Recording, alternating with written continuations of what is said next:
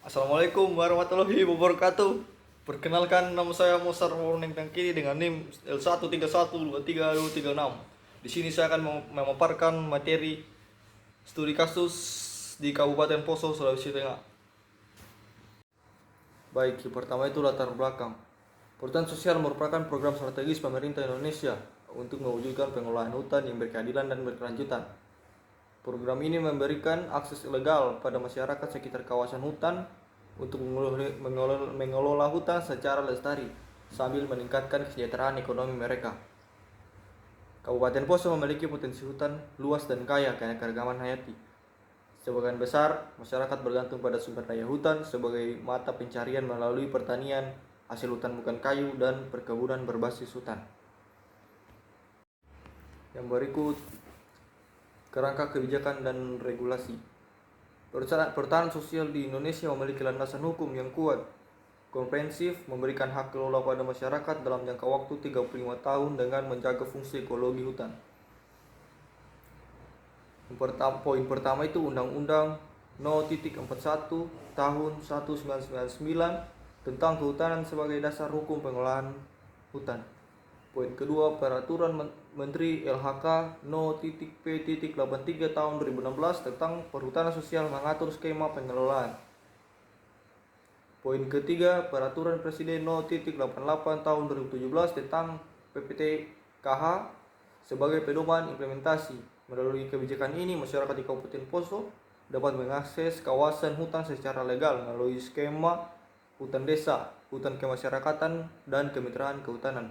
Kebijakan ini mengubah paradigma dari pengelolaan sentralistik menjadi partisipatif, menjadikan masyarakat sebagai mitra dalam menjaga hutan. Yang berikut, sejarah perkembangan program. Pada tahun 1990-an munculnya konsep hutan kemasyarakatan sebagai reformasi sektor kehutanan. Pada tahun 2000-an, pengaturan regulasi dan uji coba program di berbagai wilayah Indonesia. Pada tahun 2014, percepatan distribusi izin ekspansi program secara nasional. Di Kabupaten Poso, program mulai berkembang pada saat tahun 2016 seiring dengan kebijakan nasional, percepatan perhutanan sosial, perkembangan menunjukkan pergeseran kebijakan yang semakin pro rakyat. Dengan program ini menunjukkan dampak positif dalam pengurangan konflik lahan. Yang berikut, investasi dan cakupan program. Investasi pemerintah dan APBN melalui KLHK, bantuan alat dan pelatihan untuk masyarakat penerima manfaat. Investasi masyarakat, tenaga kerja, modal usaha lokal, dan komitmen jangka panjang dalam pengelolaan hutan. Investasi mitra, LSM atau NGO, program pembayaran dan dukungan teknis untuk pengembangan agroforestry. Cakupan di Kabupaten Poso, program mencakup beberapa di desa, wilayah Tentena dan sekitarnya, melibatkan kelompok tani hutan dengan luas mencapai ribuan hektar berdasarkan izin kelompok. Target nasional, secara nasional, target perhutanan sosial mencapai kurang lebih 12 juta hektar, menunjukkan komitmen besar pemerintah dalam program ini. Adapun manfaat ekologis, perhutanan sosial memberikan manfaat ekologis yang signifikan bagi kelestarian hutan dengan ekosistem di Kabupaten Poso. Mengurangi deforestasi, pengelolaan berkelanjutan, mengurangi penebangan liar dan perambahan hutan. Meningkatkan tutupan lahan, sistem agroforestry menjaga dan meningkatkan vegetasi hutan. Melestarikan keanekaragaman hayati, perlindungan habitat dan spesies asli kawasan hutan. Menjaga keseimbangan ekosistem, pemeliharaan fungsi ekologis hutan secara menyeluruh. Sistem agroforestry yang diterapkan masyarakat di Kabupaten Poso terbukti mampu menjaga fungsi ekologis hutan dibandingkan dengan praktik pertanian konvensional. Agroforestry lebih ramah lingkungan dan berkelanjutan. Yang berikut, manfaat ekonomi. Perhutanan sosial memberikan dampak ekonomi yang nyata bagi masyarakat di Kabupaten Poso, meningkatkan pendapatan dan mengurangi ketergantungan terhadap praktik ilegal.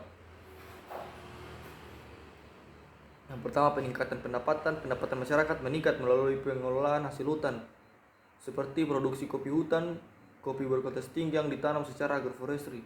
Yang kedua, diversifikasi usaha, pengembangan berbagai produk hutan berkelanjutan seperti madu hutan, produk lebah alami yang nilai ekonominya tinggi.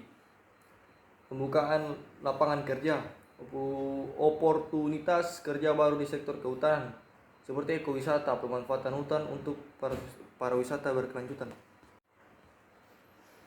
Berikut ancaman dan tantangan. Beberapa ancaman yang dihadapi dalam implementasi perhutanan sosial di Kabupaten Poso memerlukan perhatian serius untuk memastikan keberhasilan program. Ancaman internal seperti kurangnya kapasitas sumber daya manusia, lemahnya kelembagaan masyarakat, keterbatasan pengetahuan teknis. Yang kedua, ancaman eksternal seperti akses pasar terbatas, konflik lahan dengan pihak lain, kurangnya dukungan infrastruktur. Yang ketiga, ancaman lingkungan seperti perubahan iklim, kebakaran hutan, bencana alam. Kesimpulan, meningkatkan kesejahteraan masyarakat. Program berhasil meningkatkan pendapatan dan kesejahteraan ekonomi masyarakat sekitar hutan, menjaga kelestarian hutan, pengelolaan berkelanjutan, mengurangi deforestasi dan menjaga fungsi ekologis hutan, mengurangi konflik sosial, hak kelola legal, mengurangi konflik teritorial antara masyarakat dan pemerintah. Perhutanan sosial di Kabupaten Poso merupakan program yang efektif dalam meningkatkan kesejahteraan masyarakat, menjaga kelestarian hutan, dan mengurangi konflik sosial. Namun, keberhasilan program masih memerlukan dukungan berkelanjutan dari berbagai pihak. Adapun saran dan rekomendasi untuk memperkuat implementasi perhutanan sosial di Kabupaten Poso berikut rekomendasi strategis yang diperlukan dan dipertimbangkan. Yang pertama, peningkatan kapasitas masyarakat, program pelatihan dan pendidikan berkelanjutan untuk meningkatkan keterampilan pengelolaan hutan. Pendampingan insentif, dukungan teknis, pendampingan terus-menerus, pemerintah dan mitra. Penguatan akses pasar, pembangunan infrastruktur, pemasaran dan kemitraan dengan pelaku usaha.